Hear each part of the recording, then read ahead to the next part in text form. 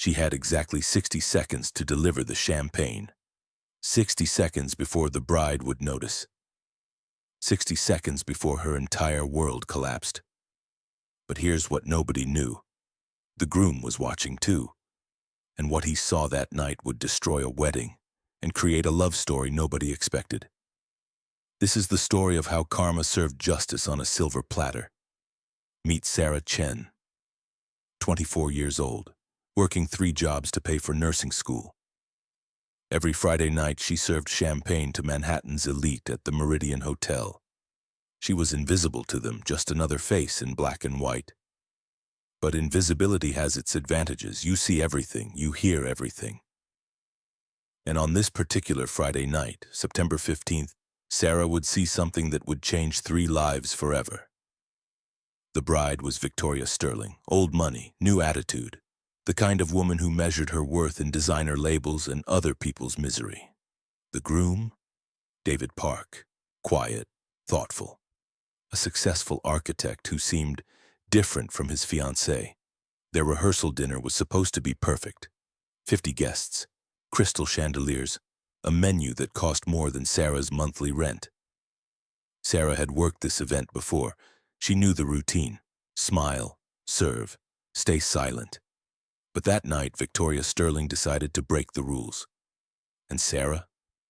Sarah was about to discover that sometimes the worst moments of your life are actually the beginning of your best ones. But first, she had to survive the humiliation.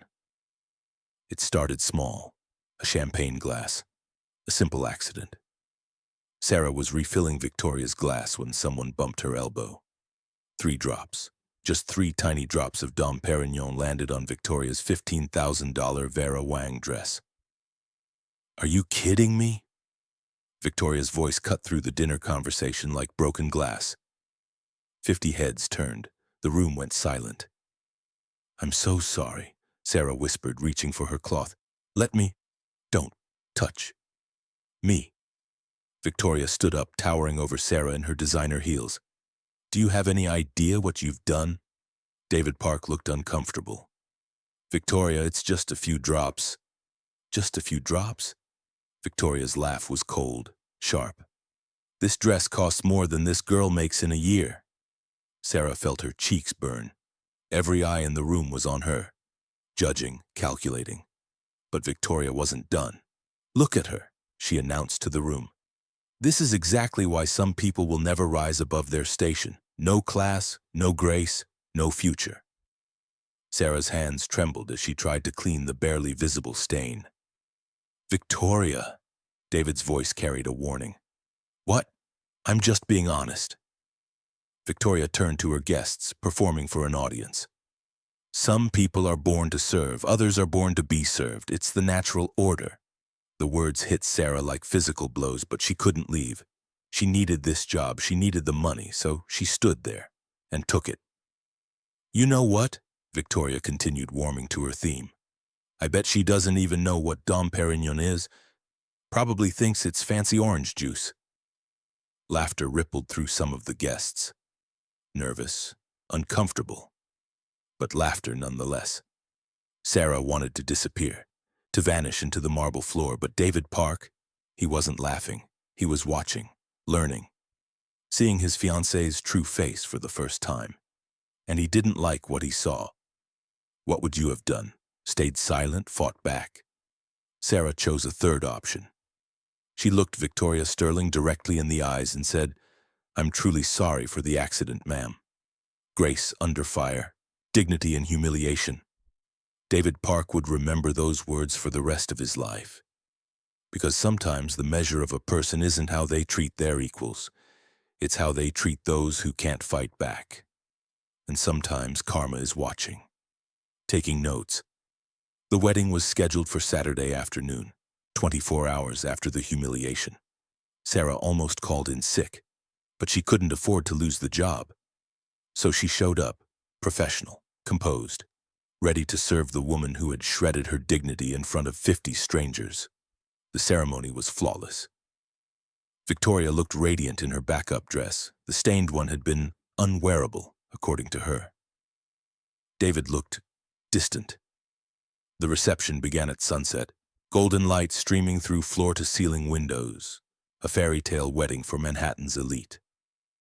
Sarah moved through the crowd like a ghost, refilling glasses, clearing plates, invisible again. But someone was watching her. David Park couldn't stop thinking about the night before, about his new wife's cruelty, about Sarah's quiet dignity.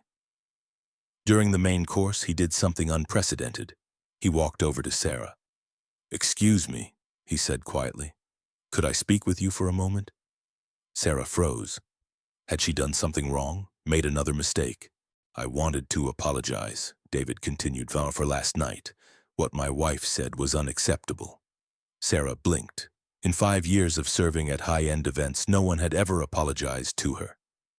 "Thank you," she managed. "But it's not necessary, sir." "Yes, it is." David's voice was firm.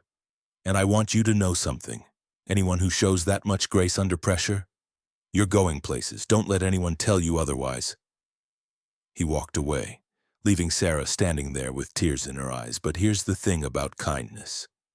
It has a way of revealing who people really are. And David Park was beginning to realize he'd married the wrong woman. The revelation came during the father of the bride speech. Victoria's father was talking about his daughter's character, her kindness, her generous spirit. David looked across the room at Sarah, quietly working, treating every guest with respect and dignity. Then he looked at his new wife, laughing with her friends about the help from the night before. That's when everything clicked. Character isn't what you do when people are watching, it's what you do when no one important is looking. And David Park had just figured out who the most important person in the room really was. But Karma? Karma was just getting started. 3 months later, Sarah was studying for her nursing boards when she got an unexpected visitor. David Park standing at her apartment door with divorce papers in his hand and a question that would change everything. "I know this is crazy," he said, "but would you like to have coffee? I have something I need to tell you." Over coffee, the story came out. The marriage had lasted exactly 93 days. Victoria's mask had slipped completely. The cruelty Sarah had witnessed, that was just the beginning. "She showed me who she really was that night," David explained. "And you showed me who you really were too." 6 months of coffee dates followed. Long conversations about life, dreams, and second chances. Sarah passed her nursing boards. David started volunteer work at free clinics, designing healing spaces for people who couldn't afford luxury. They found they had more in common than either expected. Both believed in kindness. Both valued character over status. Both believed that how you treat people when you don't have to tells you everything about who you really are. 1 year after that humiliating night at the Meridian Hotel, David Park proposed to Sarah Chen. Not in a fancy restaurant, not with a crowd watching. In the small clinic where they both volunteered, surrounded by people they'd come to serve. Victoria Sterling? She found out about the engagement the same way everyone else did. Social media. The woman who had once declared that some people were born to serve discovered that the waitress she'd humiliated was now engaged to her ex-husband. The universe has a sense of humor and perfect timing. David and Sarah's wedding was small, intimate, real. No designer dresses, no crystal chandeliers, no speeches about people knowing their place. Just 2 people who had found each other in the aftermath of cruelty, who chose kindness over status, love over luxury. Victoria sent a gift, a champagne flute, with a note that read, "Try not to drop this one." Sarah laughed, then she donated it to charity. Because here's what Victoria Sterling never understood. Real class isn't about what you own. It's about who you are when no one important is watching. And karma. Karma doesn't just punish the cruel. Sometimes karma rewards the kind. Sometimes the girl who gets humiliated becomes the bride who gets chosen. Sometimes the person who serves with dignity becomes the person who deserves everything. David and Sarah Park are still married, still volunteering, still proving that character matters more than cash. And Victoria Sterling? She's still looking for husband number 2. still wondering why her money can't buy her what Sarah Chen got for free. Love, respect, a man who chose kindness over cruelty. Karma doesn't rush, but it never forgets. If you believe in karma too, subscribe and we'll see you in the next story.